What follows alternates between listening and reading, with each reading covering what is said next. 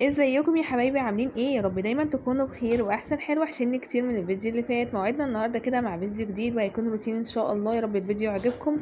كمان هنفرز خزين الشهر اللي فات وعشان نشوف هنحتاج ايه للشهر الجديد. تابعوا معايا الفيديو عشان ان شاء الله باذن الله هتستفادوا منه كتير جدا جدا. مبدئيا كده انا جبت الجاتوه دوت. بصراحه كنت اول مره اجربه.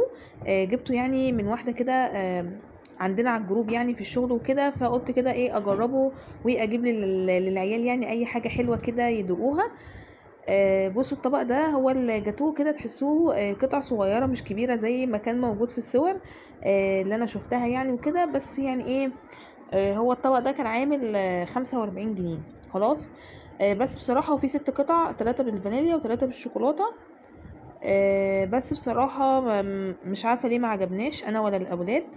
انا كنت في شغلي القديم كانت في واحدة بتبيعه، بتجيبه يعني من محل وكده، بس كانت الواحدة اكبر من كده بكتير وكان فيه قطع شوكولاتة بيضة او قطع شوكولاتة سودا، وكان طعمه حلو جدا جدا. فانا توقعت ان هيكون ده نفس الطعم، بس بصراحة ما طلعش نفس الطعم ولا حاجة. وما عجبناش. هو كويس بس ما عجبناش. فانا قلت برضو اقول لكم تجربتي فيه يعني. قلت بقى اعملي كده فنجان قهوه جنب حته الجاتوه. كنت لسه راجعه من الشغل يا دوب غيرت وصليت، وقلت بقى ايه اشرب كده فنجان القهوه عشان ابدا اشوف انا هعمل ايه في يومي وروتين النهارده هيكون ماشي ازاي. يا رب بقى الفيديو ان شاء الله باذن الله يعجبكم وتستفادوا منه حتى لو بمعلومه بسيطه. بس ما تنسيش بقى تحطي لايك، دعوه حلوه.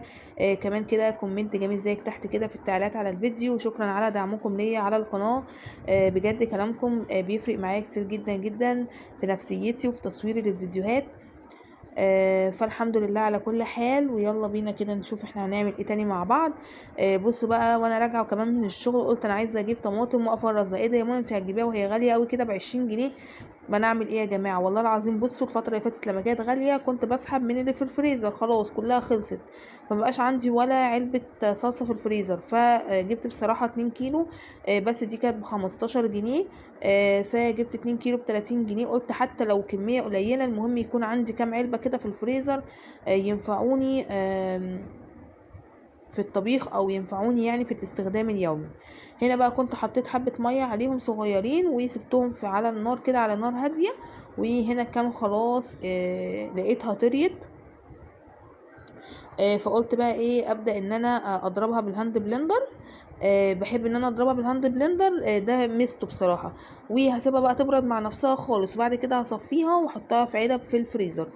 دي طريقتي البسيطة. ولا بحط سكر ولا بحط بنجر ولا بحط اي حاجة. كل اللي انا بعمله ان انا بغسل الطماطم اقطعها نصين واشيل منها الحتة الخضراء اللي بتكون فوق ديت. وبعد كده ببدأ ان انا احطها في حلة وعليها حبة مية صغيرين. وببدأ اسيبها بقى اول ما بحس انها بدأت تغلي بروح موطية عليها النار واسيبها بقى مع نفسها خالص. لحد لما شفتوها كده انها خلاص كلها تلت ببدأ ان انا اضربها بالهاند بلندر. زمان ما كنتش بصفيها بصراحة، بس بقيت اصفيها لاني فعلا بيطلع منها قشر. خلاص. هنيجي بقى للغدا بتاع النهاردة، والغدا ده انا عملته معاكم بالتفصيل الممل في القناة التانية ست البيت. الغدا ده تحفة جدا جدا. بينفعني كتير قوي قوي في ايام المدارس، ايام الدروس، وقت الطوارئ، وقت الازمات. راجعه مش قادره اصلا اقف في المطبخ بعمل الاكله ديت. قد ايه سهله جدا وبسيطه جدا جدا وما بتاخدش مني وقت خالص. مش هنكمل 10 دقايق او ربع ساعه بالكتير وبتلاقيها خلصانه. انا بقيت يعني انا الشهر الجاي ان شاء الله باذن الله اللي هو شهر 8 ده هحاول كده اجيب كذا حاجه احطها عندي في الفريزر جاهزه على الاستخدام. زي ايه مثلا يا منى؟ زي مثلا ان انا اعمل لحمه مفرومه متعصجه واقسمها في علب صغيره وابدا ان انا احطها في الفريزر. دي تنفعني كتير جدا بقى. جلاش باللحمه المفرومه، مثلا مكرونه باللحمه المفرومه، مكرونه زي ديت كده باللحمه المفرومه وهكذا. ناوية برضو اجيب مثلا سجق واعمله سجق اسكندراني واحطه في علب صغيرة في الفريزر. ناوية اجيب مثلا كيس سوسيس اللي هو بتاع كوكي ده اخليه عندي في الفريزر. احتجت 5 صوابع اروح واخداهم مقطعاهم شرايح واعمل بيهم المكرونة. هيفرق كتير جدا جدا في استخدامي في الشهر. هنا بقى كنت بفرز خزين الشهر القديم علشان خاطر اشوف انا محتاجة ايه للشهر الجديد. طبعا انا هنا كنت بوريكم الباسكت بتاع المكرونة، ودي المكرونات اللي لقيتها عندي. يعني الى حد ما كويسين. عندي كيسين لسان عصفور فمش هجيب الشهر ده.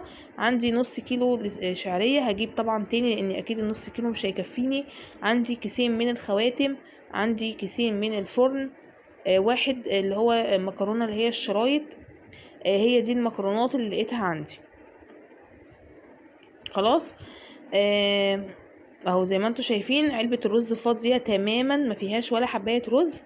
انا حتى امبارح جبت نص كيلو او جبت تقريبا كيلو رز لاني كان خلص من عندي وكنت عايزة اطبخ، ف جبت كيلو من الرز. وقلت استخدمه بس لحد ما اجيب مشتريات الشهر. خلاص. طبعا انا هنا كنت بفتح ضرفة بقى الخزينة وببدأ اشوف ايه اللي ناقصني وايه اللي عندي وايه اللي مش عندي. بصوا العلبة دي انا بحط فيها اكياس الملح، ما لقيتش عندي غير كيسين. طبعا كيسين طبعا قليلين، ممكن يمشون الشهر عادي، بس انا ان شاء الله هجيب تاني. كمان علبة المرقة فاضية تماما، ما عنديش ولا واحدة مرقاية. دي العلبة اللي بحط فيها التوابل الجاهزة. لقيت عندي خلطة الكبدة، ان شاء الله باذن الله تنفعني في التفريزات لو عملت مثلا. انا طبعا جبت معاكم لحوم الشهر وكنت صورتها، وفي ناس كتير انتقدتني وقالت لي يا منى لازم تغسلي الفراخ. يا جماعه انا سواء بغسلها او بغسلهاش، انا لما بطلعها اصلا بغسلها بقى غسله كويسه، بنقعها في محلول النقع، ما بشوفش اي زفاره، الدم العظم ما بقاش اسود ولا حاجه. فانا الطريقه دي مريحاني. ثانيا انا في اليوم ده كنت تعبانه جدا، راجعه من الشغل وعديت على السوق وجبت اللحوم ورجعت وصورت فيديو يعني بصوا كذا حاجه، فانا ما كنتش قادره اقف اصلا. فانا عارفه ان انتوا خايفين عليا، بس انا برضو جربت ده وجربت ده ما حسيتش باي اختلاف. ده كان الغدا بتاعنا النهارده، المكرونه باللحمه المفرومه، وحطيت كمان جنبيها كده مخلل. وروحوا شوفوا بقى الوصفه بالتفصيل على القناه التانية ان شاء الله باذن الله.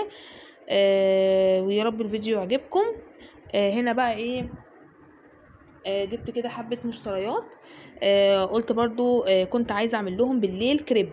الكريب ده انا بجيبه جاهز من عند بتاع الجلاش، بقول له هات 4 كريبات وبيقطعوا معايا 10 جنيه. بعمله بالمثلث بالشكل ده كده، وبعمله الحشوة بتاعته، وبيبقى عشوة حلوة جدا وخفيفة وبسيطة. جبت كمان بيض. البيض بيختلف اسعاره من مكان للتاني، في ناس بتبيعه ب5 وربع، في ناس بتبيعه ب5، في ناس بتبيعه ب5 ونص. ده ب5. انا جبت 6 بيضات ب30 جنيه. خلاص. المشتريات دي كلفتني بالظبط 100 جنيه او 90 جنيه حاجه زي كده. جبت بقى السوسيس عشان خاطر هعمل بيه الكريب. انا الكريب عندي بعمله بالسوسيس، انا جربت اطعمه كتير جدا وده احلى طعم بلاقيه بيليق في الكريب. السوسيس ده انا قلت له حط لي بصراحه حط لي ب30 جنيه زي ما يطلع. جبت كمان ايه، جبت الفلفل الرومي ده لاني لقيت عندي الفلفل الرومي كله خلصان، فقلت كده اجيب ب5 جنيه. ده ب12 جنيه، بس انا قلت له حط لي ب5 جنيه من الفلفل، فما شاء الله اداني كميه حلوه يعني. جبت كمان ب5 جنيه من الخيار، قطعوا كده 3 خيارات، الخيار تقريبا ب16 جنيه. جبت كمان الطماطم دي، قلت له حط لي ب10 جنيه بس. الطماطم دي كانت ب18 جنيه، حمرا وكويسه بس مش جامده قوي. قلت له حط لي ب10 جنيه بس من الطماطم. دي الحاجات اللي كانت ناقصاني ودي الحاجات اللي انا جبتها. وطبعا غسلت بقى الخضار وشلته تاني في التلاجة وشلت البيض. ويا رب يكون النهارده الفيديو عجبكم، ما تنسوش اللايك. مع السلامه.